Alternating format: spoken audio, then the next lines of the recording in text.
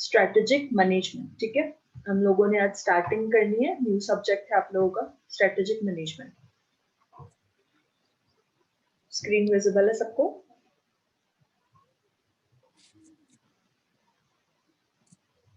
जी ma'am.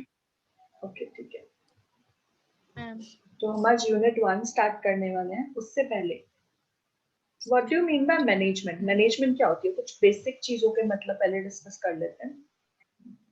Management क्या होती है? किसी को भी आइडिया हो what is management?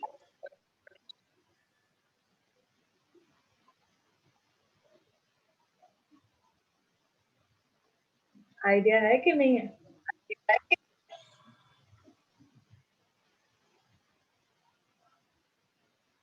What is management?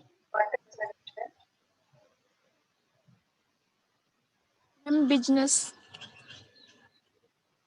नहीं, बिजनेस तो नहीं होता मैम जी। जैसे कि जो बिजनेस में ना ऐसे डिसीजन कर बनाते हैं। ओके, मैनेजमेंट का अगर मैं बेसिक मतलब बोलूँ तो मैनेजमेंट का मतलब होता है टू मैनेज। ठीक है, when you manage some things उन्हें बोलते हैं, उस टाइम पे आप मैनेजमेंट कर रहे हो। ठीक है, अगर बेसिक सबसे जर्नल नॉलेज में अगर आपसे कोई पूछे कि मैनेजमेंट क्या है, तो आप ये बोल सकते हो कि जब आप कुछ चीजों को मैनेज करते हो, that is called management, that process is called management. और यहाँ पे बात हो रही है स्ट्रैटेजी की। स्ट्रैटेजी एक बहुत कॉमन वर्ड है, नॉर्मली सब लोग यूज करते हैं। इसका मतलब क्या होता है? स्ट्रैटेजी क्या होती है? What is strategy?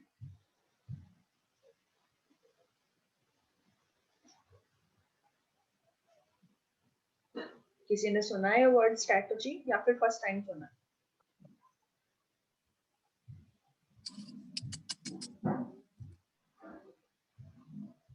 नहीं सुना? मैं बताऊं? Morning ma'am. गुड मॉर्निंग बच्चे, दोबारा मॉर्निंग हुई है। Okay, strategy. Okay Varsha, happy birthday Varsha. Thank you ma'am. कैसे हो? मैम मैं ठीक हूँ, आप कैसे हो? बिल्कुल बढ़िया बच्चे, आज आप बर्थडे वाले दिन क्लास लगाने आए हो। हाँ जी मैम। स्टार्ट किया है स्ट्रैटेजी मैनेजमेंट, हम लोग पढ़ रहे थे। ओके, स्ट्रैटेजी वर्ड पूछा था मैंने, स्ट्रैटेजी क्या होता है? सबने सुना होगा, बहुत कॉमन वर्ड है। स्ट्रैटेजी क्या होता है?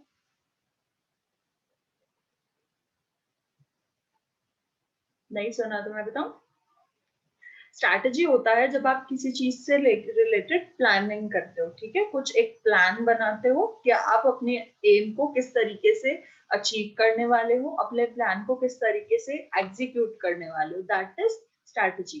हमारा जो चैप्टर, हमारा जो सब्जेक्ट है दैट इज स्ट्रैटेजी मैनेजमेंट। यानी आप यहाँ पर स्ट्रैटेजी जो आप बना रहे हो उसको मैनेज करने वाले हो।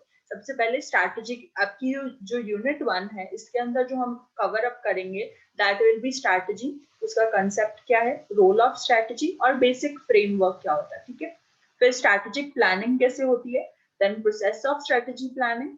उसके अलावा जो आज जहां तक हम कवर अप करने वाले हैं that is business and corporate strategy. अब यहाँ तक का बहुत इजी रहने वाला है, आगे इस सब्जेक्ट पे थोड़ा ज्यादा ध्यान देने की जरूरत है। ठीक है, पहले डिस्कस करते हैं स्ट्रैटेजी क्या होता है। सबसे पहले आपको कोई भी वर्ड जो आता है ना, वो ज्यादातर या तो ग्रीक लैंग्वेज से लिया गया होता है या फिर लैटिन लैंग्वेज से। ठीक है, आपका जो स्ट्रैटेजी वर्ड है ये डिराइव किया गया है फ्रॉम ग्रीक वर्ड जिससे बोलते हैं स्ट्रैटेजोस। ठीक है, यहाँ पर स्टैटस का मतलब क्या है? स्टैटस मीन्स आर्मी एंड एगो मीन्स लीडिंग और मूविंग। बेसिकली जब आप आर्मी को लीड कर रहे हैं तो ग्रीक में ये वर्ड स्ट्रैटेजोस यूज किया जाता है।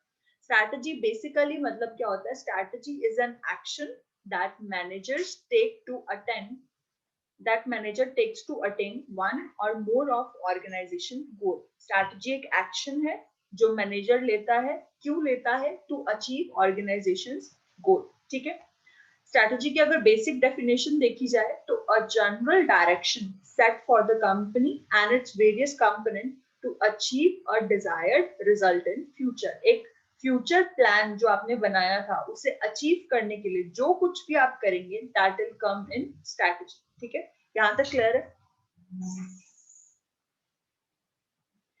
यहाँ तक किसी को कोई डाउट हो? व्हाट इज स्ट्रैटेजी और स्ट्रैटेजी मैनेजमेंट क्या होता है? क्लियर है सबको? मैम। ओके, स्ट्रैटेजी के फीचर्स पढ़ लेते हैं. Strategy is significant because it is not possible to foresee the future without a perfect foresight. The firm must be ready to deal with the uncertain events. Okay, strategy एक हमारा significant feature है क्योंकि आपके future को जज करना बहुत ज्यादा डिफिकल्ट है. ठीक है, हमें कुछ नहीं पता हमारे फ्यूचर के बारे में कि आगे क्या होने वाला है, या फिर हम जो आज कर रहे हैं उसका फर्दर फ्यूचर में रिजल्ट क्या होगा, उस चीज के बारे में हमें कुछ नहीं पता. बट स्ट्रैटेजी हमें प्रिपेयर कर देती है ताकि हम फ्यूचर में आने वाली डिफिकल्टीज को फेस कर सकें. ठीक है, एक आइडिया लगाकर हम लोग फ्यूचर का कुछ प्लानिंग करते हैं कि इस तरीके का फ्यूचर हम एक अजम्पशन लेकर चलते हैं, तो वो सब स्ट्रैटेजी के अंदर आता है. Second feature, strategy deals with long term development. Strategy जो है वो लॉन्ग टर्म डेवलपमेंट के लिए है. किस तरीके से? अच्छा, पहले तो ये बताइए what is long term? What is long term? Ma'am अगर कोई बिजनेस करते हैं, अगर वो लंबे समय तक हो तो उसे बोलते हैं लॉन्ग टर्म. बिल्कुल, लॉन्ग टर्म जब आप किसी लंबे टाइम पीरियड के लिए कुछ कर रहे हैं. तो जो आपकी स्ट्रैटेजी होती है वो शॉर्ट टाइम पीरियड के लिए नहीं होती है. This is for a long time period. आप अगले 5 से 6 साल का सोचकर चलते हो कि हमने इस तरीके से बिजनेस को ग्रो करना है. Third feature is strategy is created to take into account the probable behavior of consumer and competitor. Strategy आपको हेल्प करती है किस तरीके से आपके कंज्यूमर के फ्यूचर बिहेवियर को जज करने में और आपके कंपिटिटर्स को जज करने में, कि आपका कंपिटिटर आगे फ्यूचर में क्या करने वाला है. तो उस बेसिस में हमारी जो स्ट्रैटेजी है वो प्लान की जाती है. ठीक है, ओके. अब बारी आती है स्ट्रैटेजिक प्लानिंग. स्ट्रैटेजिक प्लानिंग क्या होती है? Strategic planning is an organization's process to define its strategy or directions and make decision on allocating its resources to pursue this strategy. Strategy planning क्या होती है? सबसे पहले तो आप strategy decide करते हो कि किस तरीके की होने वाली है, फिर आप उस strategy से related अपने lower level को instructions देते हो, directions देते हो कि आपको इस तरीके से काम करना है. और थर्ड, आप लोग डिसीजन लेते हो रिलेटेड कि आपको कितने रिसोर्सेज कहाँ पे लगाने हैं. रिसोर्सेज के अंदर आपके फाइनेंशियल रिसोर्सेज भी आएंगे, आपका बाकी जो रॉ मटेरियल वगैरह है वो सब भी आएगा, जो भी मतलब आपके पास इंफ्रास्ट्रक्चर अवेलेबल है, मशीन्स अवेलेबल है, उन सबको आप किस तरीके से यूज करने वाले हो टू परस्यू योर स्ट्रैटेजी, वो सब स्ट्रैटेजिक प्लानिंग में आता है. क्लियर यहाँ तक? स्ट्रैटेजी क्या होती है, उसके फीचर्स क्या हैं, और स्ट्रैटेजिक प्लानिंग क्या होती है. क्लियर है? यहाँ तक किसी को भी कोई डाउट हो?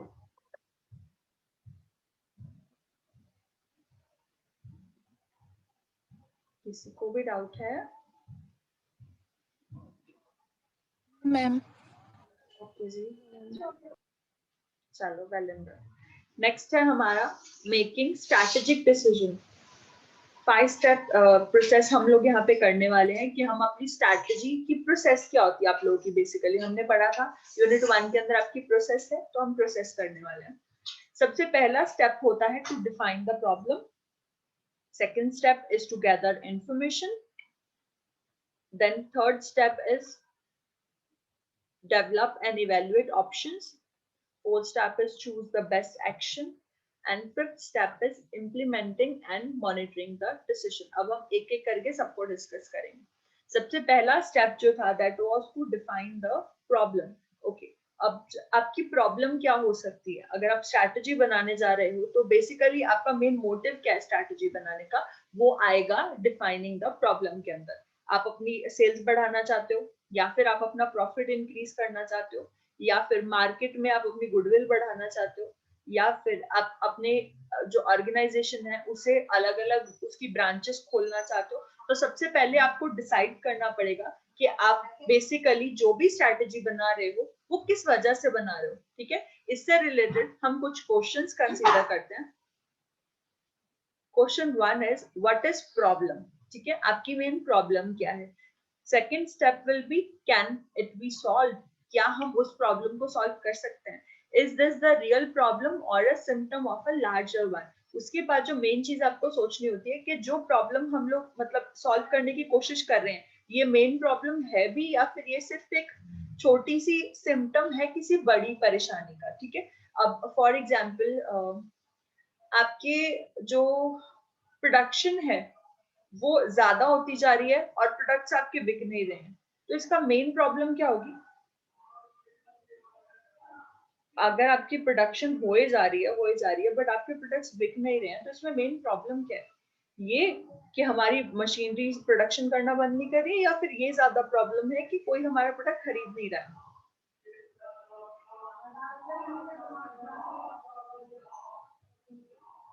बताइए आपकी मेन प्रॉब्लम क्या होगी एक इंडस्ट्री के अंदर? मेन प्रोडक्ट खरीद नहीं रहे। बिल्कुल, आपकी सेल्स नहीं हो रही है, सबसे बड़ी रियल प्रॉब्लम यही है। हमारी प्रोडक्शन बढ़ रही है वो कोई प्रॉब्लम नहीं है, बट हमारी सेल्स नहीं हो रही है वो हमारा मेन प्रॉब्लम है। तो यहाँ पर हम फर्स्ट स्टेप में यही क्वेश्चंस कंसीडर करते हैं, बेसिकली हमारी प्रॉब्लम है क्या हम उस प्रॉब्लम को सॉल्व कर सकते हैं, और जो हम प्रॉब्लम देख रहे हैं वो मेन प्रॉब्लम है भी या फिर उसका सिर्फ एक सिम्टम है। Then next, does it need immediate action or can we wait? उसके बाद आपको जो मेन डिसीजन लेना होता है दैट इज कि आपको अभी एक्शन लेना है या फिर अभी आप थोड़ा सोच समझ के रुक के एक्शन ले सकते हो, ठीक है। Is it likely to go away by itself? क्या आपको ऐसा लगता है कि जो प्रॉब्लम आपके सामने आई है वो खुद से चली जाएगी? Can I risk ignoring it? क्या मुझे रिस्क लेना चाहिए इस प्रॉब्लम को इग्नोर करके, ठीक है। तो ये सब क्वेश्चंस हम इसके अंदर कंसीडर करते हैं। And lastly, what is my objective? मेरा ऑब्जेक्टिव क्या है इस प्रॉब्लम से रिलेटेड? क्या ये जो प्रॉब्लम आई है ये मेरे मेन ऑब्जेक्टिव को इफेक्ट कर रही है? और what's to be accomplished by the decision? और एट द एंड सारे क्वेश्चंस के आंसर्स लेने के बाद आप किस डिसीजन पे पहुंचेंगे, ठीक है। फर्स्ट स्टेप के अंदर हम सिर्फ यही क्वेश्चंस को कंसीडर करते हैं। फर्स्ट स्टेप में किसी को कोई प्रॉब्लम है? बहुत इजी नो मैम। सब्जेक्ट है बट फिर भी कई बार डाउट होता है। चलो गुड, सेकंड स्टेप पे चलते हैं। Second is gather information. Information gather करना आपका सेकंड स्टेप होगा। Seeking information on how and why the problem occurred. In basis पे हम इंफॉर्मेशन हमारी कलेक्ट करेंगे। ओके, अब इसके अंदर भी कुछ चीजें आएंगी। सबसे पहली चीज, स्टेक होल्डर्स। स्टेक होल्डर्स कौन होते हैं? हमने शेयर्स की बात की थी। जो हमारे शेयर होल्डर्स होते हैं, जिनसे हमने पैसा लिया है, जिन्होंने हमारे बिजनेस में पैसा लगाया है, और जो लोग डायरेक्टली इफेक्ट होंगे हमारे प्रॉफिट से, वो सब हमारे स्टेक होल्डर्स होते हैं, ठीक है। स्टेक होल्डर्स कौन होते हैं? बेसिकली जिन्हें डायरेक्ट इफेक्ट पड़ता है हमारी बिजनेस के प्रॉफिट या लॉस से, वो सब लोग हमारे स्टेक होल्डर्स होते हैं, ठीक है। तो पहली चीज, टॉक टू इंडिविजुअल्स और group affected by the problem. हमें अपने स्टेक होल्डर्स से बात करनी चाहिए कि हमारी जो भी प्रॉब्लम आई है इस वजह से आप लोगों का इंडिविजुअली क्या नुकसान हो रहा है, और इस प्रॉब्लम का आप लोगों की लाइफ पे, आप लोगों के बिजनेस पे क्या फर्क पड़ रहा है। Secondly, facts and data. फिर आप फैक्ट्स और डाटा कलेक्ट करोगे, रिसर्च करोगे, बेंचमार्क स्टडीज करोगे, इंटरव्यू करोगे क्रेडिबल सोर्सेस के साथ। इंटरव्यू किसका करोगे? मतलब जो लोग आपको आइडिया दे सकते हैं कि इस टाइम मार्केट में हमारी पोजीशन क्या है, ठीक है, उन लोगों से बात करेंगे। Third will be constraints, lack of funding, resources, cultural barriers. आप कॉन्स्ट्रेंट्स फाइंड आउट करोगे कि जो हमारी प्रॉब्लम है उसको मेन जो पावर है वो क्या चीज दे रही है। हमारे फंड्स कम होना इस प्रॉब्लम को बढ़ा रहा है, या फिर मार्केट में जो कल्चर था वो चेंज हो गया उस वजह से हमारी प्रॉब्लम बढ़ रही है, या फिर लोगों को हमारा प्रोडक्ट पसंद नहीं आ रहा है। तो हम लोग कॉन्स्टेंट्स इकट्ठे करेंगे कि किन वजहों से हमारी ये प्रॉब्लम बढ़ रही है। Lastly, ask what am I not seen, what have I missed. उसके बाद लास्ट क्वेश्चन जो आपका सेकंड स्टेप में होता है वो खुद से होता है। आपका लास्ट क्वेश्चन जो होता है वो आपका खुद से होता है कि आपने क्या नहीं देखा या फिर आप क्या चीज मिस कर रहे हो इन सब चीजों में, ठीक है। ये बेसिकली हम जनरल लाइफ में भी खुद से पूछते हैं कि क्या चीज हम मिस कर रहे हैं जो हमारी इतनी प्रॉब्लम्स पड़ रही है, ठीक है। इससे आप अपनी डेली लाइफ से रिलेट भी कर सकते हो और अपनी कंपनी से रिलेट भी कर सकते हो, ठीक है। फर्स्ट और सेकंड स्टेप दोनों को सारे क्लियर है। डिफाइन द प्रॉब्लम, उसके क्वेश्चन, और गैदरिंग इंफॉर्मेशन, इसके जितने भी पॉइंट्स थे, क्लियर है?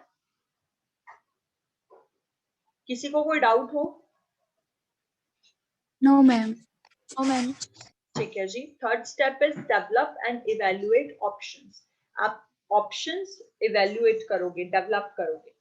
Generate a wide range of options. आप अपने पास उस एक पर्टिकुलर प्रॉब्लम को सॉल्व करने के 2 से 3 प्लान्स रेडी रखोगे कि अगर इस तरीके से नहीं तो इस तरीके से सॉल्व करेंगे, ऐसे नहीं होगा तो कोई और तरीका ढूंढ लेंगे। बट आपके पास रेडी प्लान्स होने चाहिए कि आप उसी टाइम एक्शन ले सको जब आपको लगे कि आपकी प्रॉब्लम बढ़ रही है। ठीक है, इसमें कुछ पॉइंट्स आ रहे हैं। Choose options what show promise, need more information, can be combined और एलिमिनेटेड और विल बी चैलेंज। आपको कुछ ऐसे ऑप्शंस चूज करने चाहिए जो बेसिकली आपको प्रॉमिस कर सके कि आपकी प्रॉब्लम सॉल्व होगी, आपको जब जरूरत पड़े इंफॉर्मेशन की आपको और इंफॉर्मेशन दे सके, और जब आपको जरूरत पड़ रही है कि आपको इस प्लान के साथ किसी दूसरे प्लान को कंबाइन करना पड़ रहा है तो वो प्लान उस हिसाब से फ्लेक्सिबल होना चाहिए। और हमें इतना ज्यादा इस प्लान पे रिलाय भी नहीं करना है कि हम उसे एलिमिनेट ना कर सके, निकाल ना सके अपने उससे। ठीक है, तो ये सब चैलेंजेस होते हैं जब आप अपने ऑप्शंस चूज कर रहे होते हो। Second is weight advantage disadvantage of each. आपको उस एक पर्टिकुलर प्लान के सारे फायदे और सारे नुकसान एक ही टाइम पे कंसिडर करने हैं ताकि आपको आइडिया रहे कि ज्यादा से ज्यादा इस प्लान को एग्जीक्यूट करने से हमें कितना नुकसान होगा और कम से कम कितना ज्यादा हमें इस चीज में नुकसान होने वाला है। ठीक है, फायदा कितना होगा ज्यादा से ज्यादा और कम से कम कितना फायदा होगा। तो considering cost to business, potential loss of morale team, time of implementing the changes. तो इसमें कुछ चीजें हम कंसिडर करते हैं।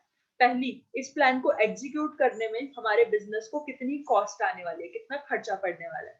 दूसरी चीज, पोटेंशियल लॉस कितना होने वाला है, यानी हमारी जो टीम है, हमारे जो वर्किंग स्टाफ है, उन लोगों के माइंड पे कितना फर्क पड़ रहा है इस प्रॉब्लम के आने से।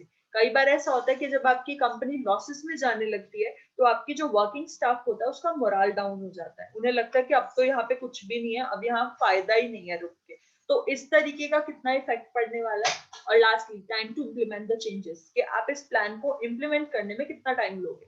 तो ये सब चीजें हम लोग कंसिडर करते हैं। Third step, predict the consequence of each. हमें पूरी प्रिडिक्शन करके चलनी चाहिए कि अगर हम इस प्लान को कंसिडर कर रहे हैं तो इसका एट द एंड रिजल्ट ज्यादा से ज्यादा क्या हो सकता है। इफ हम लोगों ने किया तो क्या होगा देन, और व्हाट इफ अगर हमने किया तो क्या होगा। ठीक है, तो ये सब क्वेश्चंस हम इसमें कंसिडर करते हैं। और लास्टली हम खुद से क्या पूछते हैं, what is the worst solution, सबसे खराब सोल्यूशन क्या रहेगा हमारे पास इसको सॉल्व करने का। Fourth step is choose the best action. अब जब आपने हर तरीके से आपने इंफॉर्मेशन गैदर करके कुछ पर्टिकुलर 4 से 5 ऑप्शंस अपने पास रखे हैं तो आप फोर्थ स्टेप में कंसिडर करोगे कि आपकी प्रॉब्लम को बेस्ट कौन सा प्लान सूट करेगा। ठीक है, select the option that best meets the decision objective. आपके डिसीजन को सबसे बेस्ट सूटेबल प्लान कौन सा है। इसमें कुछ चीजें कंसीडर करेंगे। कंसीडर फैक्चुअल डाटा, आपको फैक्ट बेसिस डाटा लेना चाहिए। अगर आपके मतलब जो सेल्स है वो 2% से डिक्रीज हो रही है, हर एक वीक 2% से डिक्रीज हो रही है, और आप मतलब ऐसे कंसीडर करके बैठे हो कि पहले हफ्ते में भी सब कुछ खत्म हो जाएगा, तो ये फैक्चुअल नहीं है। आपके पास फैक्ट्स एंड फिगर्स होने चाहिए, किस चीज का कितना फर्क पड़ रहा है, आपका इंस्टीट्यूशन इस चीज से कितना इफेक्ट हो रहा है, और आपके इमोशनल चैलेंजेस क्या क्या हैं, आप इमोशनली कितने स्ट्रॉन्ग रह पाओगे जब इस सबको कर रहे होगे। उसके बाद accept that solution may be less than perfect. आपको जरूरी नहीं है एक हर एक प्रॉब्लम का हमेशा परफेक्ट प्लान कभी नहीं होता। ठीक है, आपके पास जो प्लान होता है वो थोड़ा सा कम रहेगा, बट जो भी आपको बेस्ट प्लान लगे आपको उसे कंसिडर करना है। एंड लास्टली फिफ्थ स्टेप हमारा है implement and monitor the decision. Fifth step हमारा लास्ट स्टेप है। इसमें जब हमने 4 से 5 ऑप्शंस में से एक बेस्ट चूज कर लिया तो हम उसको इम्प्लीमेंट करेंगे और उसकी इम्प्लीमेंटेशन को मॉनिटर करेंगे। मैंने प्लान बनाया था, अब मैंने उस प्लान के हिसाब से सबको काम डिस्ट्रीब्यूट कर दिया। ठीक है, डायरेक्शंस दे दी कि ये प्लान को इस तरीके से एग्जीक्यूट करना है। फिर उसके बाद जब सब लोग उस पर्टिकुलर प्लान पे काम स्टार्ट कर देंगे तो फिर मैं सबको मॉनिटर करूंगी कि जो प्लान हमने बनाया था उस हिसाब से हमारा काम हो रहा है या नहीं हो रहा है। इसके कुछ स्टेप्स हैं। स्टेप बाय स्टेप प्रोसेस होना चाहिए, यानी जैसा हमने प्लान बनाया है स्टेप बाय स्टेप वैसे ही एग्जीक्यूट होना चाहिए। सेकेंडली, कम्युनिकेशन स्ट्रेटजी जो है वो स्टेक होल्डर्स तक पहुंच जानी चाहिए, यानी आपकी स्ट्रेटजी आपके स्टेक होल्डर्स को नोटिफाई की जानी चाहिए, जिनका डायरेक्ट रोल है हमारी उसमें लाइफ में, ठीक है। देन रिसोर्स आइडेंटिफाई करना, जितने रिसोर्सेस हैं उनको आइडेंटिफाई करोगे। टाइमलाइन फॉर इम्प्लीमेंटेशन, आप टाइमलाइन सेट करोगे कि मुझे 1 महीने के अंदर इम्प्लीमेंटेड चाहिए, या फिर 2 वीक के अंदर, या 4 वीक के अंदर, किसी भी हिसाब से आप टाइमलाइन डिसाइड करोगे। और लास्टली आप मेजरमेंट करोगे कि पूरा प्रोग्रेस क्या है, मेजर करोगे पूरी प्रोग्रेस को, ठीक है। यहां तक किसी को कोई डाउट है?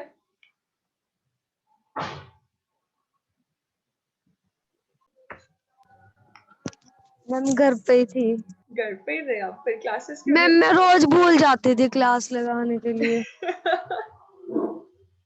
ये सबसे सही है, भूल जाती थी। और फिर कैसे बर्थडे सेलिब्रेट कर रहे हो आज?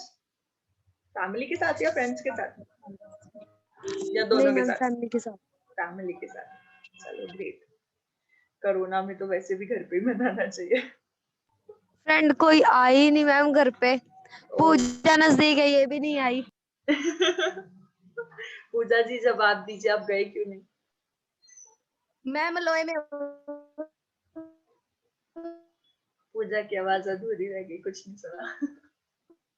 मुझे ही नहीं सुना या किसी को भी नहीं सुना?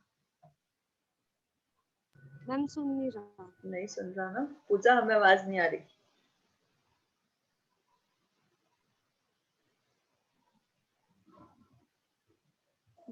ये बोल रही थी मैम। जी। मैम हमारा रिजल्ट कब तक आएगा? कौन से वाला रिजल्ट बच्चे? जो अभी मैम एग्जाम्स जो। हुए हैं? Yes ma'am. मे भी बच्चे मार्च अप्रैल या मई तक तो आ ही यस जाएगा। मैम। Yes ma'am. मैम इतना इतना लंबा टाइम। आई डोंट नो बच्चे, पीटीयू का वैसे ऑनलाइन ऑनलाइन हुए होते तो जल्दी आ जाता, बट ऑफलाइन हुए हैं इसलिए थोड़ा लेट आएगा। Okay ma'am. वैसे पीयू वगैरह से ना सबके ऑनलाइन हुए हैं, सिर्फ हमारे हुए ऑफलाइन। बच्चे पीटीयू कहाँ है, पीयू कहाँ है, आप क्या बात कर रहे हो? मुझे तो दोनों में जमीन आसमान का फर्क है, पीटीयू एंड पीयू। हाँ जी मैम। पीटीयू को तो भाई पता नहीं क्या ही शौक चढ़ा था इस बार ऑफलाइन एग्जाम लेने का, मुझे तो समझ नहीं आ रहा इतना बड़ा रिस्क लिया क्यों है। हाँ, जो गवर्नमेंट जॉब्स हुई हैं आई नो कि उनके एग्जाम्स ऑफलाइन हुए हैं, बट स्टिल वो इम्पोर्टेंट है, वो आपके करियर के लिए इम्पोर्टेंट है। ये जो एग्जाम्स हैं इनको आप ऑनलाइन ले सकते थे, स्पेसिफिकली वो वाली क्लासेस के तो लिए जा सकते थे जिनका लास्ट सेमेस्टर नहीं है, बट क्या कर सकते हैं, आपका पीटी बहुत अच्छा है। अरे वाह, आज हमारी क्लास में छोटा बेबी भी आया है।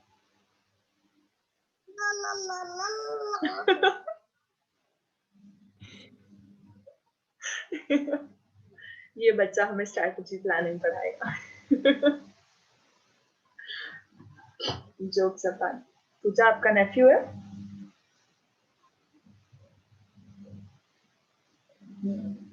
आवाज ही गायब हो गई। आज प्रतिभा और हिबू सबसे ज्यादा शांत है, आज बिल्कुल नहीं बोले ये दोनों जने।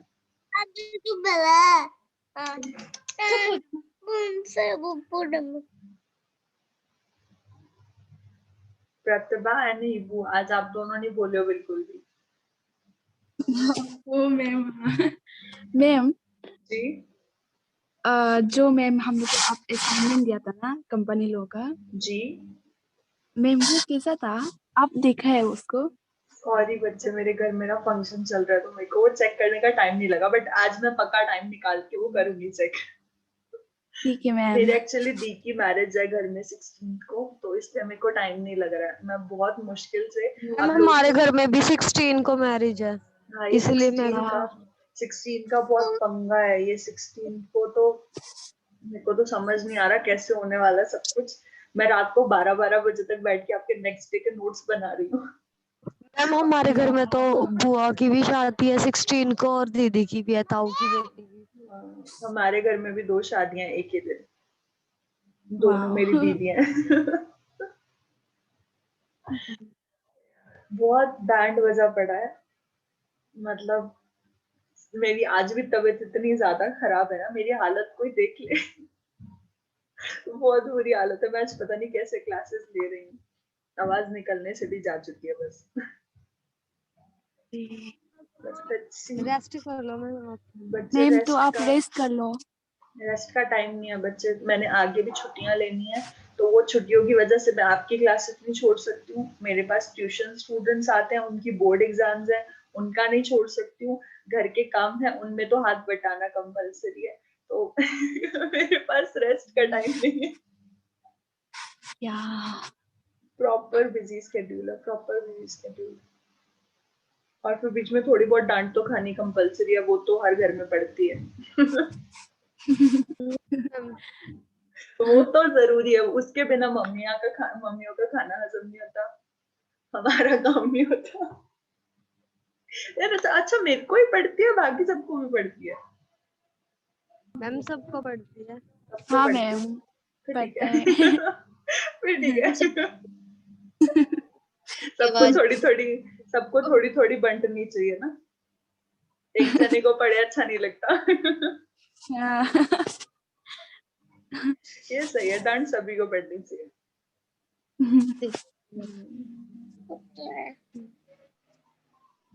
चलो जी, आप लोगों का टाइम पे 5 मिनट रह गया, किसको कुछ भी पूछना है? अच्छा, आप लोगों के कल के कंपनी लॉ के नोट्स मैं पूजा के साथ शेयर करूंगी, नीतू आप मेरे को एक बार मैसेज कर देना, मेरे को याद नहीं है मैंने आपका नंबर सेव किया था या नहीं किया था, फिर मैं आपको उसी पे सेंड कर दूंगी, ठीक है? मैंने मुझे ग्रुप, सेंड कर। ठीक है मैम। ठीक है मैम मैं मेरे को भी मैसेज कर देना, मेरा फोन टूट गया। ओके जी, ठीक है मैं आपको मैसेज कर दूंगी। आपका वही नंबर है सेम? Yes ma'am. ठीक है, मैं मतलब आप सब लोगों को मैं पर्सनली सेंड कर दूंगी, अभी मैं ग्रुप में डाल नहीं रही हूँ बिकॉज बच्चे जो है वो आ नहीं रहे हैं, और आधी अधूरी मैं उनको नहीं दूंगी, ठीक है? जो आप लोगों को लेक्चर्स में पढ़ा रही हूँ वो नोट्स में साथ के साथ आप लोगों को पर्सनली सेंड कर दूंगी, ठीक है? हाँ जी मैम। ठीक है मैम। चलो जी, take care, have a great day, bye. Thank you. Bye ma'am.